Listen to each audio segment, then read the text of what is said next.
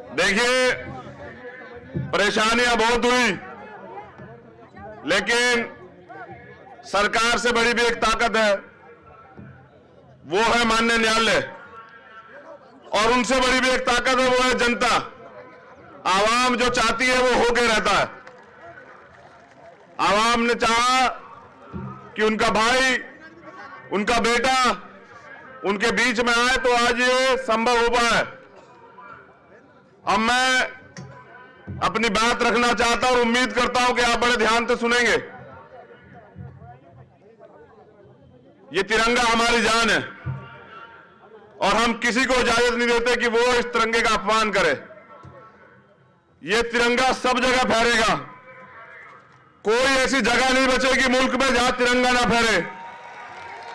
ये याद रखना चाहिए सब लोगों को। तथागत गौतम बुद्ध, छत्रपति शिवाजी महाराज, ज्योतिबा फूले,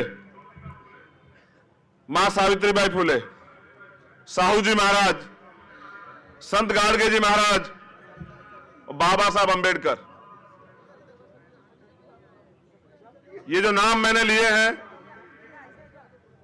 डॉक्टर फरीदी, एपीजे अब्दुल कलाम साहब, मौलाना अबुल कलाम आजाद साहब, ये वो लोग हैं।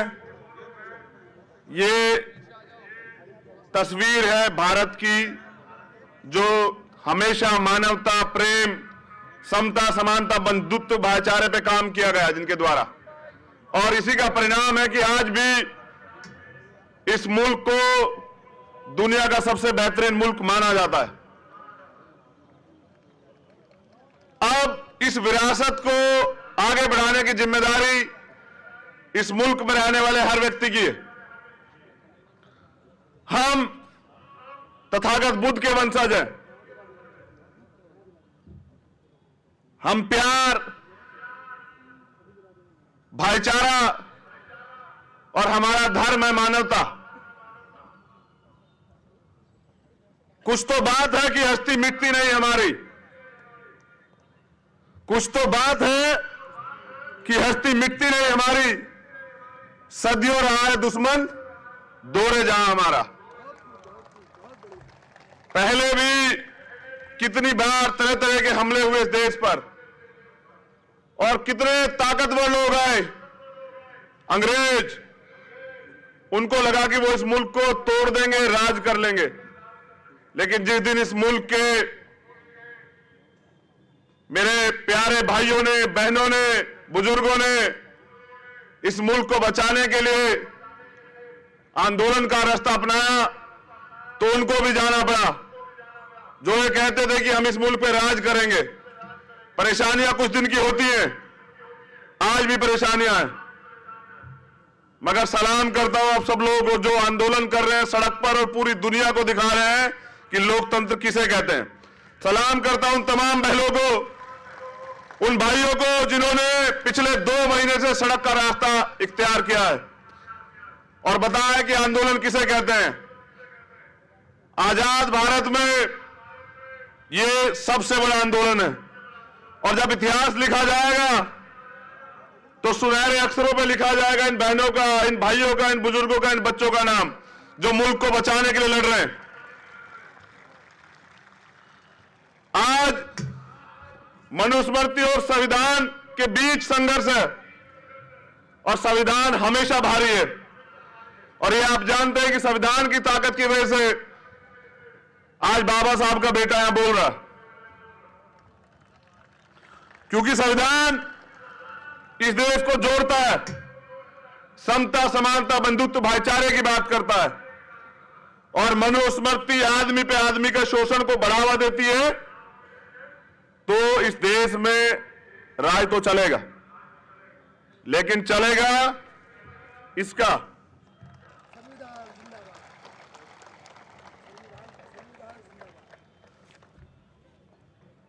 देखिए, सरकारें बदलती हैं।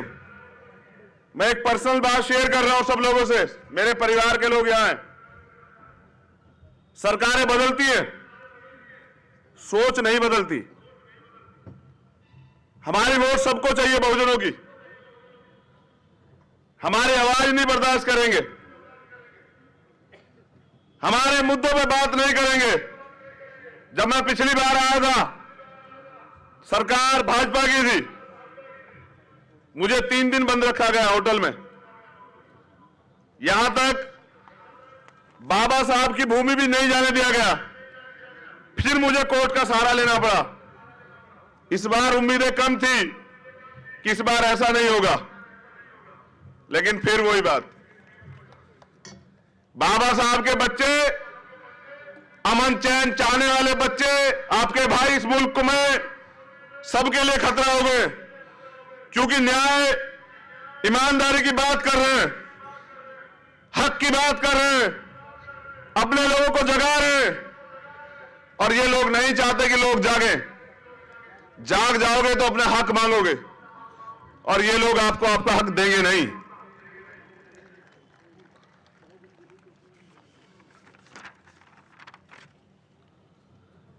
ये लोकतांत्रिक देश है। गौर से सुनना सब लोग। लोकतंत्र में सरकार की क्या जिम्मेदारी होती है? सरकार की जिम्मेदारी होती है कि वो उस मुल्क में रहने वाले, उस राज्य में रहने वाले प्रत्येक व्यक्ति को, वो किसी जाति धर्म का हो, सबसे पहले रोटी, कपड़ा, छत, उसका स्वास्थ्य, उसकी शिक्षा, उसका रोजगार, उसकी सुरक्षा, ये सुनिश्चित करे। और ये सरकार की जिम्मेदारी और आम आदमी का अधिकार है। लेकिन फिर भी हम लोग आज भी असुरक्षा की भावना महसूस कर रहे हैं। इसके पीछे दोषी वो लोग नहीं है। उनका तो एजेंडा ही था कि इस देश में किस तरह से दलितों को, पिछड़ों को, आदिवासियों को, धार्मिक अल्पसंख्यकों को, सिखों को, बौद्धिस्टों को, ईसाइयों को, मुसलमानों को सताया जाए, उन्हें इस मुल्क में 2 दर्जे का नागरिक बना के रखा जाए, उनके अधिकार छीन लिए जाए। इसी साजिश का बड़ा नतीजा है सीए, एनआरसी और एनपीआर। लेकिन यह मुल्क की समझ में आ चुका है। तो वास्तविक लोकतंत्र तो दिखाई नहीं दे रहा है। लोकतंत्र में तो अभिव्यक्ति की आजादी है, लोग अपनी बात रख सकते हैं। आर्टिकल 19 है। आप सरकार द्वारा बनाए गए किसी कानून का समर्थन नहीं करते, आप सुप्रीम कोर्ट द्वारा दिए गए किसी निर्णय का समर्थन नहीं करते, तो राइट टू प्रोटेस्ट है। और माननीय न्यायालय ने, सर्वोच्च न्यायालय ने भी इस बात को सीए, एनआरसी, एनपीआर पर जो प्रोटेस्ट हो रहे हैं, प्रोटेस्टरों के लिए बात कही है कि आप अपने प्रोटेस्ट जारी रखें। मगर सरकारें क्या कर रही हैं? हक की बात करने के लिए सभाएं होती है तो नहीं होंगी। अगर सड़क पर आएंगे, आंदोलन करेंगे तो लाठियां मिलेगी, गोलियां मिलेंगी, मुकदमे मिलेंगे, जेल मिलेगी।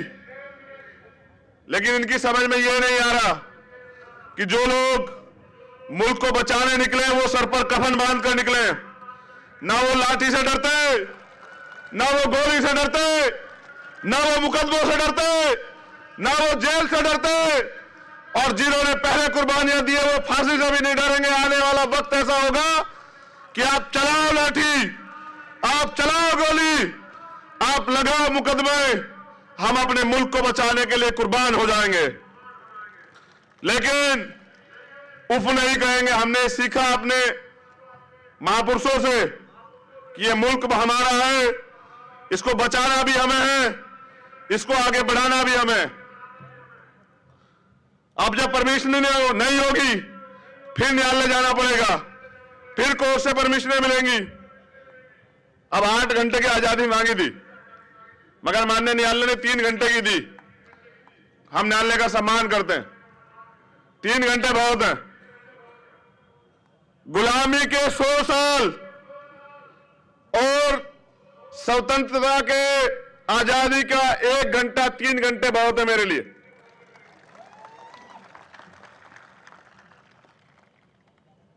हम अपनी बात को कहेंगे, पूरी जिम्मेदारी से कहेंगे। ये आज वक्त की जरूरत है। हम गैर जिम्मेदार लोग नहीं है मुल्क में। मैं उत्तर प्रदेश के सीएम आदित्य योगी नाथ की तरह गोली और बोली के बयान नहीं दूंगा। जैसे वो कहते हैं कि जो बोली से नहीं मानेगा गोली से मानेगा, मैं ये कह रहा हूं चलाओ गोली। कल बंद है हमारा भारत बंद किया हमने आरक्षण और सीए एनपीआरसी एनआरसी और एनपीआर को लेके। आप चलाओ गोली, मारो हमारे निर्दोष लोगों को। मगर याद रखना, भाजपा के लोगों, सरकार बदलेगी। जिस दिन सरकार बदली, एक एक जुर्म का हिसाब लिया जाएगा। ये जो क्राइम तुम कर रहे हो, लोकतंत्र में भारत का संविधान ये कहता है कि सबको बराबरी के अधिकार है। क्राइम करने वाला चाहे आम आदमी हो, चाहे प्रशासन का व्यक्ति हो, चाहे शासन का व्यक्ति हो, चाहे कोई मंत्री हो, चाहे गृह मंत्री हो, मुख्यमंत्री हो, चाहे वजीर आजम हो, जो क्राइम करेगा सजा जरूर मिलेगी। आज हो सकता है बच जाओ, कल बहुजनों का राज आएगा तो नहीं बचोगे। वादा कर रहा हूं मैं अपने आवाम से, क्योंकि असली मालिक जनता है और जनता है सड़कों पर है। हम रोजगार मांगने आए थे, हम भ्रष्टाचार खत्म करना चाहते थे, हम जीडीपी पे बात कर रहे थे, हम सुरक्षा पे बात कर रहे थे, हम एजुकेशन पे बात कर रहे थे, लेकिन इन्होंने पूरे मुल्क को नोटबंदी की तरह सड़क पर आके खड़ा कर दिया। इसके पीछे एकमात्र उद्देश्य यह है कि जो एंटी बीजेपी है देश में, उसकी वोट बंदी करनी है, उसके वोट का अधिकार छीनना है। मगर मैं याद दिला देना चाहता हूं इस मुल्क के हर एक व्यक्ति को कि बाबा साहब ने वोट का अधिकार या कॉन्स्टिट्यूशन में मिला एससी एसटी ओबीसी को रिजर्वेशन या समानता का अधिकार या अभिव्यक्ति की आजादी बड़े संघर्ष से दिलाई। उन्होंने आगरा में 18 मार्च 1956 को एक भाषण दिया था। यह मैं अपने लोगों से भी कह रहा हूं, जय जयकार करने से काम नहीं चलेगा। जय भीम का नारा महाराष्ट्र ने दिया, आज पूरी दुनिया में गूंज रहा है। मैं कहना चाहता हूं, चित्र नहीं पकड़ना है, चरित्र पकड़ना है। बाबा साहब ने संघर्ष किया, बलिदान दिया, तो बाबा साहब ने यह कहा 18 मार्च 1956 को आगरा में कि मुझे मेरे पढ़े लिखे लोगों ने धोखा दिया। दुखी मन से, तड़पते हुए, और यह भी कहा कि मैं बड़ी मुश्किल से इस कारवां को यहां तक लेकर आया हूं। अगर आप इसे आगे नहीं बढ़ा सकते तो इसको पीछे मत जाने देना। आज कारवां लुट रहा है, आज समय है, आओ सड़क पर। क्योंकि मान्यवर साहब काशीराम ये कहते थे कि जब आप संसद में बहुमत में ना हो तो सड़क पे बहुमत में रहना, जिससे कोई भी सरकार तानाशाह ना हो। जैसे आज की सरकार हो गई है, जो मन आता है कानून बना देते हैं, जनता की परवाह नहीं करते। मुझे कहा गया है, जब मैं दिल्ली की जमा मस्जिद से इस कानून के खिलाफ आंदोलन करने आया, तो जब मुझे बेल मिली तो मुझे कहा गया माननीय न्यायपालिका द्वारा कि चंद्रशेखर, आप देश के वजीर आजम का सम्मान करें। करूंगा सम्मान, क्योंकि बाबा साहब के बनाए संविधान की संवैधानिक कुर्सी पर बैठे हैं वो। लेकिन मैंने भी ये कहा, देश के वजीर आजम को भी कहिए कि वो देश की जनता का सम्मान करें, वो देश के संविधान का सम्मान करें। अगर वो ऐसा नहीं करते तो मुझसे सम्मान की उम्मीद न रखें। ये जनता है, ये नहीं चाहती ऐसे कानून सीए, एनपीआर, एनआरसी जैसे। ये जनता है, ये मुख्य विकास की मुख्य धारा में आके अपने देश को आगे बढ़ाना चाहती है, मगर आपके एजेंडे हम समझ रहे हैं और ये भी समझ रहे हैं ये मुल्क किसी के बाप का नहीं है, ये सब लोगों का मुल्क है। और मुझे सभा करने से यहां कोई नहीं रोकेगा। मैं कहूंगा अपनी बात और देश के हर कोने में जाकर कहूंगा। ये जिम्मेदारी आज जो भरोसा मेरे लोग मुझ पे करते हैं उसको आगे बढ़ाने की जिम्मेदारी मेरी है।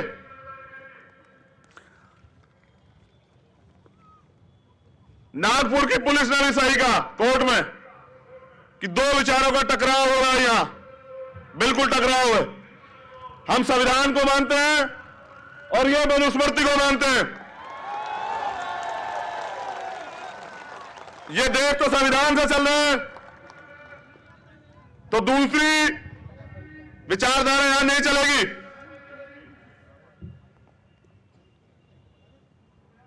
देश में यह मनुवाद तभी खत्म होगा जब आरएसएस पे बैन लगेगा। जब तक यहां इस पे बैन नहीं लगेगा तब तक यह नहीं होगा। हम यह भी जानते हैं कि बीजेपी को आरएसएस चलाता है, तभी बीजेपी के वजीर आजम यहां आते हैं आरएसएस प्रमुख के सामने और ऐसे हाथ खड़े होकर बताते हैं कि हमने क्या क्या किया।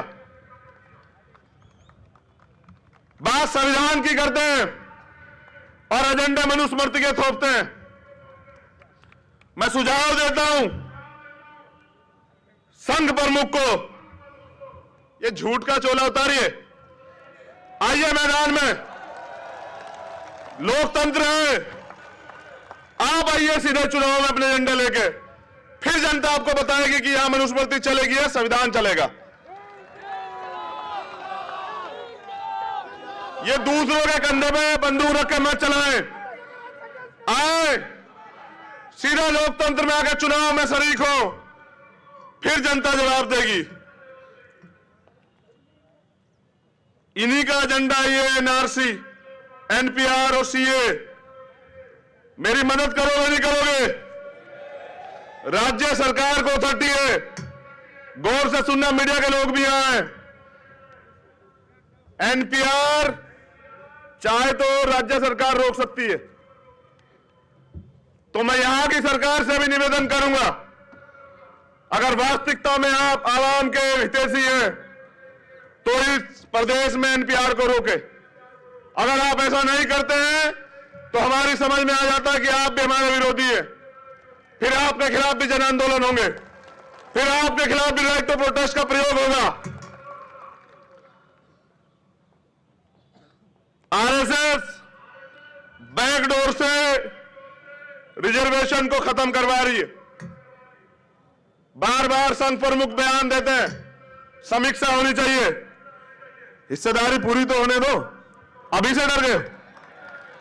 अभी तो हमारे लोग अच्छी कुर्सी में बैठे भी नहीं है, अभी तो हमारा प्राइम मिनिस्टर भी बनेगा, अभी तो बहुत सारे स्टेट में, सभी स्टेटों में हमारी सरकार भी आएगी। हम देंगे आरक्षण तुम्हें, जो अलग मत के लोग हैं उनको हम देंगे आरक्षण। हम लेने वाले नहीं देने वाले बनेंगे, अभी हमारा समय आने दो। तो ये जो साजिश की जा रही है, आपने कुछ दिन पहले कहा मोहन भागवत जी कि बहस होनी चाहिए, समीक्षा होनी चाहिए। मैं आपको चुनौती देता हूं, मैं आपको चैलेंज करता हूं, आप कीजिए बहस, मैं यहां हूं। आप रिजर्वेशन के आंकड़े लाइए, आप 4000 साल से हमें सताए गए आंकड़े लाइए, जहां महिलाओं को पैर की जूती समझा जाता था, जहां हमें पानी पीने की इजाजत नहीं थी, जहां हमें पढ़ने की इजाजत नहीं थी। ये तो शुक्र मानिए, एहसान है राष्ट्रपिता ज्योतिबा फूले का, मां सावित्रीबाई फूले का, मां फातिमा शेख का, कि उन्होंने पहले स्कूल खिलवाए, अपनी जमीनें देके और हमें पढ़ने का अधिकार मिला। ये महापुरुष है जिनका मैं जिक्र कर रहा हूं, वो महापुरुष नहीं है जिन्होंने अंग्रेजों से माफी मांगी। हम सब इतिहास जानते हैं, हमारी वैचारिक लड़ाई है। बाबा साहब ये कहते थे कि 1000 तलवार और 1 कलम बराबर होती है। जिस दिन कलम की ताकत इस जमहूरियत के हाथ में आएगी ना, इस आवाम के, फिर ये मुल्क सबसे बेहतरीन मुल्क बनेगा दोबारा। आरएसएस के लोग तिरंगा यात्रा निकालते हैं, देशभक्ति के सर्टिफिकेट बांटते हैं। आपने क्यों नहीं लगाया अपने हेडक्वार्टर पे तिरंगा? वो तो बोले जो पहले सही हो। यहां लगाइए तिरंगा पहले, फिर करेंगे बात आपसे। और तिरंगा लहराया भी है और अब हर जगह लहराया जाएगा तिरंगा। ये तिरंगा शान है हमारी। हम सब रास्ता नहीं चाहते, हम समानता चाहते हैं। हम सुरक्षा नहीं चाहते, हम अधिकार चाहते हैं। मैं नागपुर की धरती पे बताने आया हूं, ये दीक्षा भूमि की धरती है, ये बुद्ध की धरती है। बहुत हुआ, हर सब्र की एक सीमा होती है। अब हम सड़कों पे आएंगे, अपने अधिकार छीन के लेंगे। ये लोकतंत्र है, जो जनता चाहेगी वो होगा। और इसका परिणाम कल 23 फरवरी को संत गाडगे जी महाराज की जयंती पे पूरे देश में ऐतिहासिक बंद करके हम दिखाएंगे कि हम इस देश में अपने अधिकारों पे कुठाराघात नहीं होने देंगे। हम इस देश में सीए, एनपीआर, एनआरसी जैसे कानून नहीं लागू होने देंगे। हम इस मुल्क में अपने लोगों को किसी को सताने नहीं देंगे। एक भी व्यक्ति डिटेंशन सेंटर नहीं जाएगा, नहीं जाएगा, नहीं जाएगा।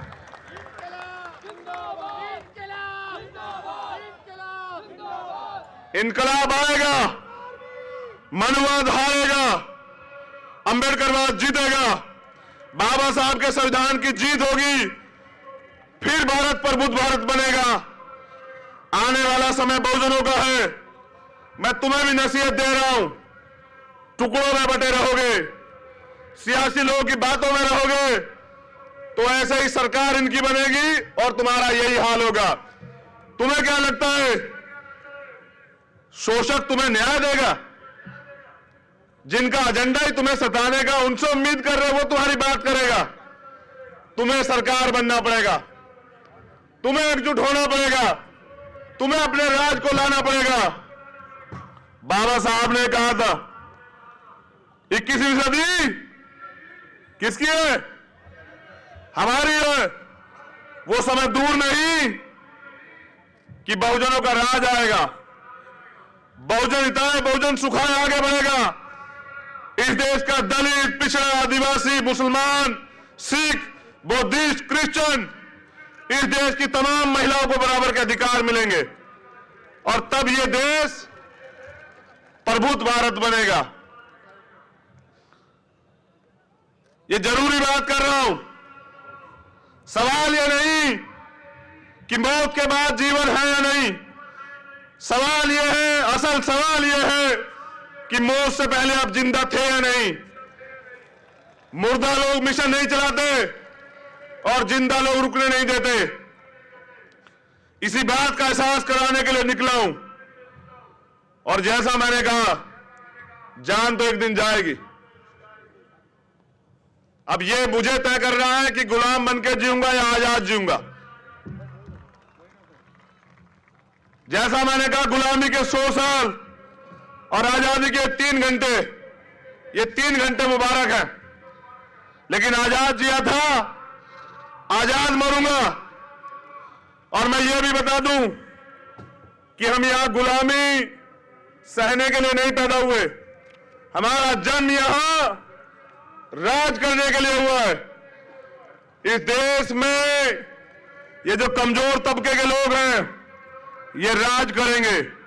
इस देश में मानवतावादी राज आएगा और ये जीतेगा। ये दोनों हाथ से देख लो, ऐसे ये देखो, ये जीतेगा। और जिस दिन ये पूर्ण रूप से लागू होगा, एक भी नागरिक को सुरक्षा की भावना नहीं रहेगी।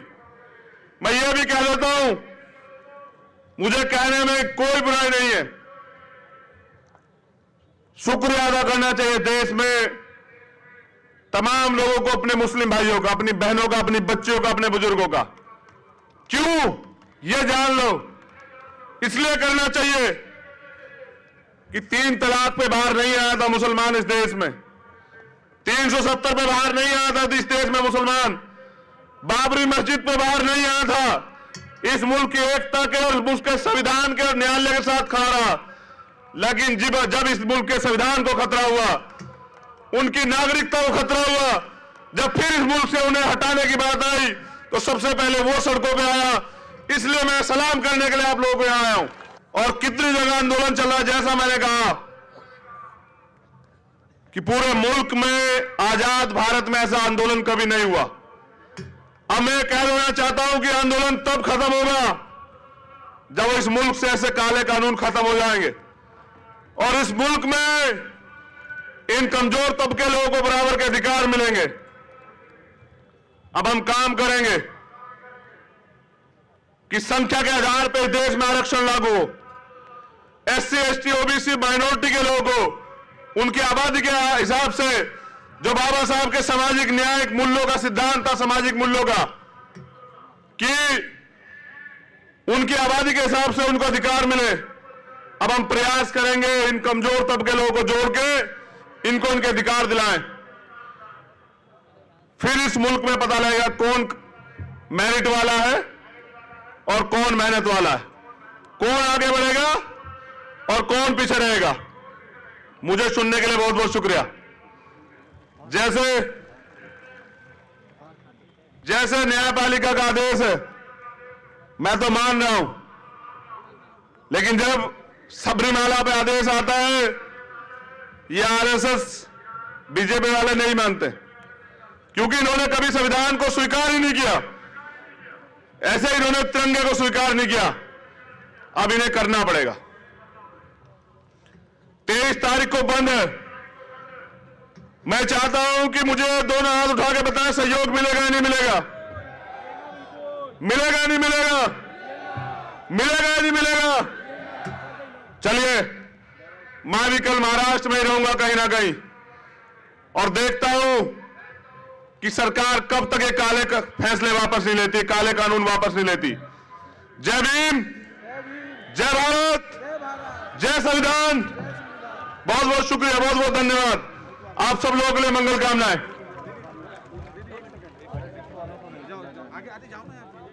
अच्छा सुनिए,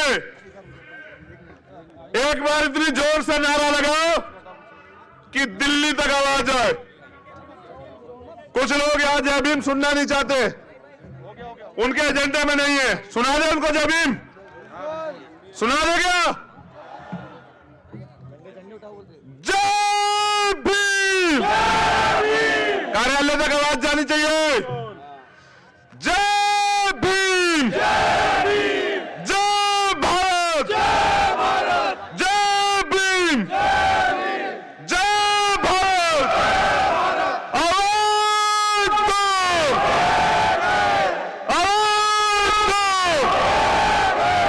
बाबा साहब अम्बेडकर,